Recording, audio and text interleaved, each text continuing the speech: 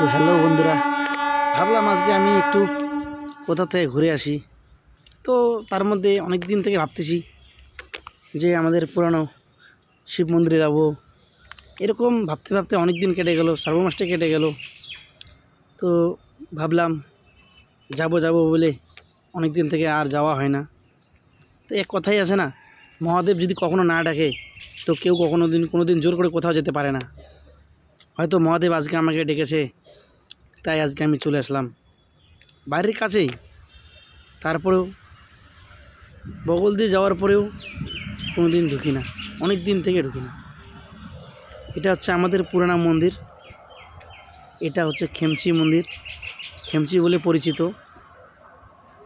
আগে এত পরিমাণে ভিড় হইতো সেটা বলার মতো না। আগে আমরা আসতাম, এক সপ্তাহ আগে খালি পায়ে থাকতাম, নিরামিষ খাইতাম আসার জন্য।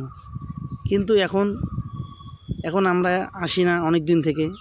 তাই অনেক দিন থেকে ভাবছি যে আসবো, কিন্তু আসতে চাই, কিন্তু আসা হয় না। তো আজকে বললাম না, মহাদেব যখন চাবে ও তখন যে কাউকে যে কোথাও নিয়ে যাবে। আমি দেখছি নিজে দুটো পা নেই, তারপরেও কেদারনাথ যাত্রা, অমরনাথ যাত্রা অনেক লোকে করে, কিন্তু পা ভালো থাকার পরে অনেক লোক যেতে পারে না। কারণ এটাই, তাকে মহাদেব ডাকে না।